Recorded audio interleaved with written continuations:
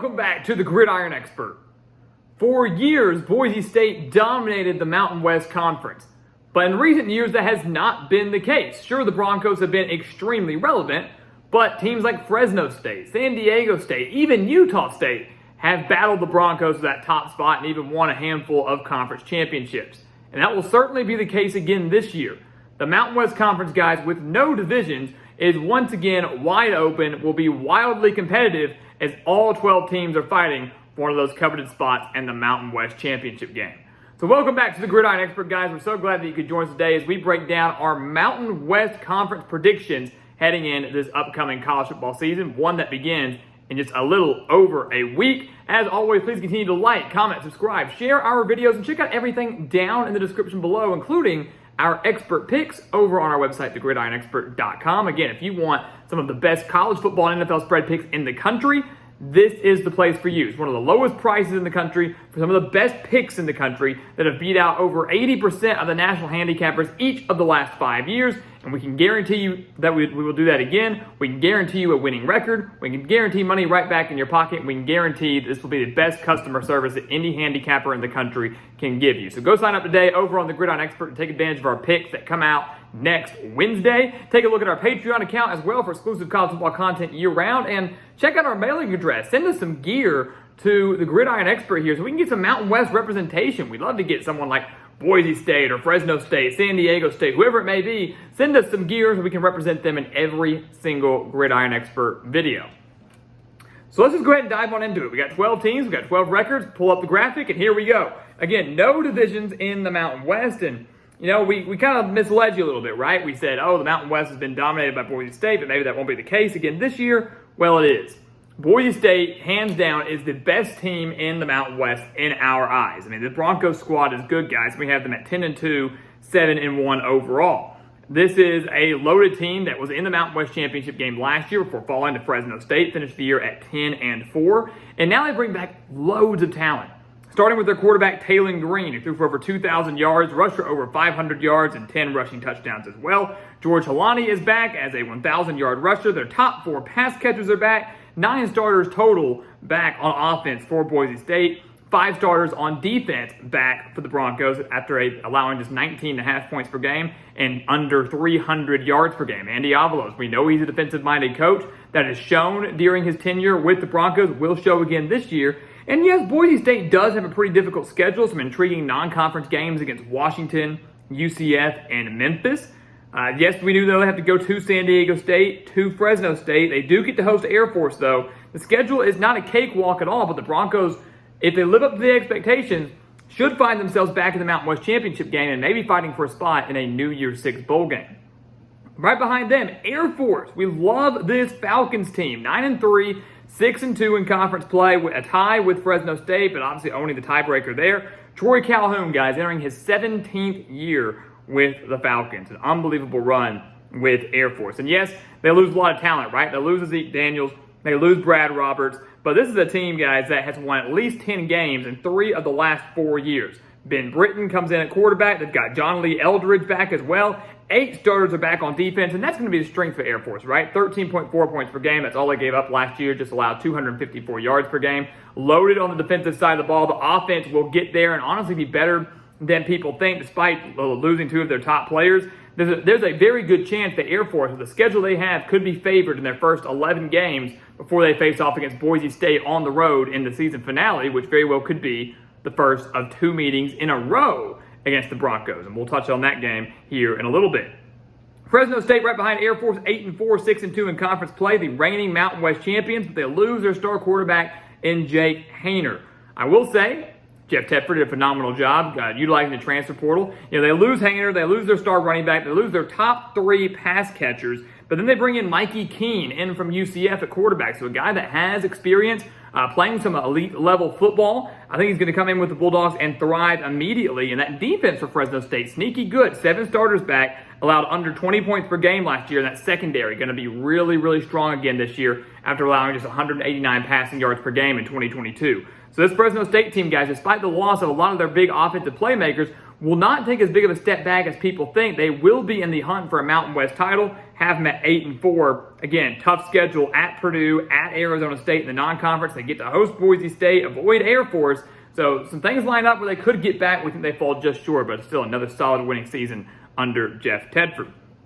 San Diego State in at 7-5, 5-3 in conference play. The Aztecs are a weird team to predict this year. They're really kind of hard to figure out. 6 starters back on offense, 6 back on defense, and we know the defense is typically a strength for San Diego State. They allowed just 20.5 points per game last year, but the offense, they've got to figure something out. They averaged just 21.5 points per game in 2022.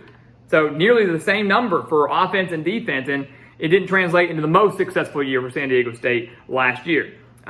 You look at the quarterback position, Jalen Maiden looks solid for San Diego State. We kind of saw some flashes of brilliance from him last year, but outside of that, you do worry about the running back depth, you do worry about the running back core a little bit. The defense, kind of like Air Force, as we mentioned, is going to have to carry San Diego State this year. We believe it can do that.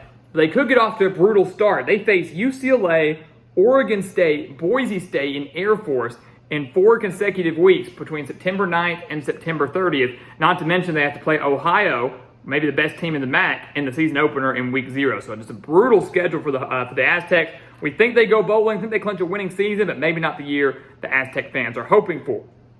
San Jose State, the Spartans, 9 starters back on offense should get them to a bowl game. 6-6, 5-3 in conference play. The non-conference, I should say, is very, very difficult. At USC, Oregon State, those are the teams they play in their first 2 games. They have a road game at Toledo, like Ohio, maybe one of the better teams in the MAC. So San Jose State may not thrive in the non-conference, but in the in-conference play should get enough wins to get back to the postseason, just like they did last year. Chevin Cordiero back at quarterback, guy who threw for over 3,000 yards and 32 touchdowns last year. A loaded wide receiver core that many believe is maybe the best that San Jose State has had in years. 5 starters back on defense, 22 points per game they allowed last year, but the defensive line depth is a little bit concerning for the Spartans. But regardless, we do think the offense does just enough to get them there. The back 7 for San Jose State, not going to be that bad. Should find a way to get back to a bowl game. And again, 5-6 years ago, if you had said the Spartans were going to go back-to-back bowl games and actually go to a couple in the last few years, I think many fans would have taken that, no doubt about it. Wyoming comes in the top half of the Mountain West. So kind of drawing the line at Wyoming. 6 teams go bowling in the Mountain West. 6 teams fail to go bowling. The Cowboys are the last here, 6-6, 4-4. You look at what Craig Bohl's done with the Cowboys. He's done a pretty phenomenal job. I think he's entering, his 10th year now with Wyoming. It's a pretty unbelievable run. 7-6 record last year, losing that heartbreaker to Ohio in their bowl game. Andrew Peasley returns at quarterback, so you got a veteran quarterback under center and 10 starters back on defense. So you talk about defense, guys. Boise's going to have a good defense. Air Force, San Diego State, Wyoming. These teams are going to really, really be loading it up on the defensive side of the ball. So it's one of those things in the Mountain West, you better hope you have a semi-decent offense to exploit those. And unfortunately, Wyoming does not. We still think they have a chance to go bowling, have them at 6-6, but a breakout year where they win 7, 8, 9 games, something like that, just don't see it happening. They open the year up at home against a good Texas Tech team, but then they have to go to Texas. They play Appalachian State in the non-conference, and then do have road games at both Air Force and Boise State. So Wyoming, again, good enough to go bowling, but not much more than that. Bottom half of the Mountain West, we can go through it a little bit quicker here. Nevada in at 5-7 may come as a shock to some, considering the Wolfpack went 2-10 last year. But I'm expecting a major bounce back for Nevada this year. 14 starters are back, and they loaded up on transfers. Brendan Lewis transferring in at quarterback from Colorado. Obviously had not a great run with the Buffaloes, but showed signs of brilliance and showed some decent signs with the Buffaloes. Has a chance to come in and make an immediate impact with the Wolfpack. Sean Dollars is in at running back from Oregon. Didn't really get much time with the Ducks. Has a chance to really make a name for himself now with the Wolfpack. The back 7 defensively is extremely underrated. And look, Ken Wilson, first year, we knew they were going to go through some growing pains. Last year, 2-10, had 3 one-possession losses. Nevada had it. They were there, but the youth, the inexperience is what hurt them. This year should be a little bit better, and the schedule lines up very favorable for Nevada to the point where they don't go bowling, but they really improve on that win total and reach a 500 mark in conference play. Utah State might come as a shock to see the Aggies in at 4-8, just a few years removed from a conference championship. But guys, as much as I love Blake Anderson, as much respect that I have for him, this team doesn't have it. It's from 2 standpoints, from a talent standpoint and from a schedule standpoint. The Aggies went 6-7 last year. Now they only bring 9 starters back with a lot of people transferring out, not just at the end of the season, but after spring practice as well. So a lot of transfers out. They lose their star running back in Calvin Tyler. They lose 4 of their top 5 tacklers. I mean, it's a blow, a major blow to this Utah State team that kind of had a little bit of hope and optimism entering the year, but after the spring, kind of all went away. Factor in a tough schedule that includes road games at Iowa, Air Force, UConn, and San Diego State. Also a non-conference game against James Madison, along with Fresno State and Boise State. Utah State draws all 5 of the top teams in the Mountain West and has a brutal non-conference slate. It's just not in the cards for a bowl game this year for Blake Anderson. Another losing season back-to-back for the Aggies. Colorado State and UNLV both coming in at 4-8, 3-5. So we have a 3-way tie there between Utah State all the way down to UNLV. Colorado State getting the edge, though, and the Rams are going to be better. You can't really get much worse on offense after scoring just 13.9 points per game last year. So Colorado State will certainly improve. 15 starters back is huge for them. Clay Millen, Avery Morrow, their top 2 pass catchers.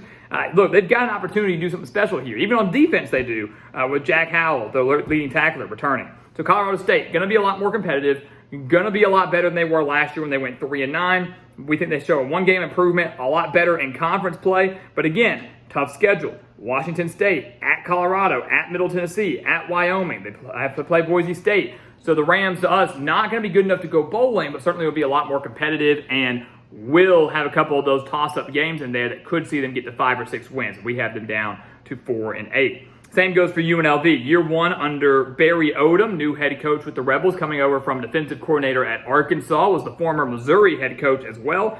You know, the Rebels went 5-7 last year with 4 one-possession losses, so you'd think maybe this could be the year they break through and reach a bowl game.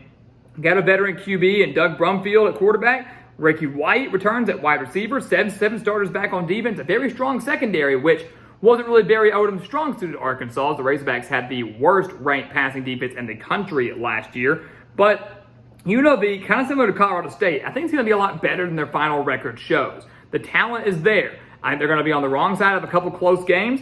And I think the schedule, again, doesn't do them any favors. Road games at Michigan, UTEP, Fresno State, and Air Force, and an interesting home game against Vanderbilt, but a Vanderbilt team that's certainly no slouch. So a tougher schedule for the Rebels here, where, again, they'll be better than their record shows, but 4-8, not going to be ideal.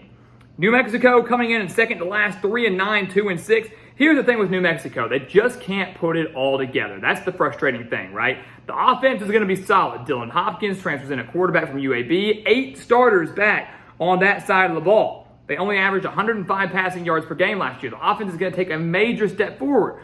That's great. The defense won't be there. 2 starters are back defensively. They lose their top 9 tacklers from last year, so practically everybody gone on defense, and that includes their defensive coordinator in Rocky Long, one of the best defensive coordinators in the business. So New Mexico, you know, if the defense was solid with Rocky Long and the offense, I'd say maybe they win 4 or 5. They even flirt with the bowl game, but this year, just not seeing it. 3-9, 2-6, road games at A&M, Boise State, Fresno State, and Wyoming. And then Hawaii. I love Timmy Chang. I love his passion, his energy, and the love that he has for Hawaii. And of course, our thoughts and prayers continue to go out to the people of Hawaii over on Maui with the devastating fires.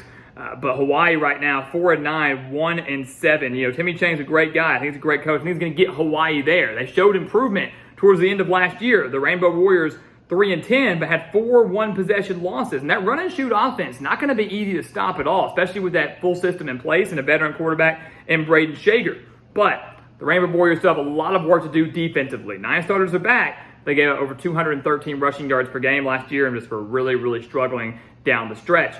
You look at Hawaii now. I think this is a team that could maybe break through in year 3, maybe get to a bowl game. They improve on last year's win total. They get a conference win. They get 4 wins this year. But I just don't think that Hawaii has what it takes to go bowling and even climb out of the cellar of the Mountain West. Next year could be the year, though. Year 3 or year 4 is always what we say with new coaches. It's when they break through, and I think that's going to be the case for Timmy Chang and Hawaii. That brings us to the Mountain West Championship, guys. It's going to be Air Force at Boise State 2 weeks in a row. Air Force plays Boise State in the season finale, and then on conference championship week, we believe that they will face off again. So again, that kind of shows extra, motivation to both teams that season finale. It is meaningful. Meaningful for bowl games, meaningful for a New Year's Six bowl berth possibly, but meaningful because it could be a battle in that finale for who gets to host the Mountain West Championship game. We believe the Broncos get to win that season finale. They get to host the game on the Smurf turf, and we believe they beat Air Force again to clinch an 11-win season to win the Mountain West after falling short last year. And Boise State, guys, will finish the year at 11-2, and depending on what happens in the American with teams like UTSA, Tulane, maybe even Memphis, depending on what happens in that conference, Boise State will have a legitimate case to be the highest-ranked Group of 5 conference champion, and the Broncos could finally break through under Andy Avalos and finally get back to a New Year's Six bowl game in 2023. So guys, there you have it, your Mountain West Conference football predictions heading into the season. The season starts in 9 days. A week and 2 days from now, we will have live college football back on air, and we're going to have you covered every step of the way. To make sure you don't miss out on that, please continue to like, comment, subscribe, share our videos. Check out everything down in the description below, including those expert picks over on our website, thegridironexpert.com. Our first picks come out in 6 days. Less than a week, our first picks come out. Take advantage of it. One of the lowest prices in the country. Guaranteed winnings right back in your pocket. Same can be said for our Patreon account. Same can be said for our mailing address. Check it out. Get your team represented in every single video this college football season. And once again, guys, as always, thank you so much for watching. And we'll see you next time right here on The Gridiron Expert. Yeah.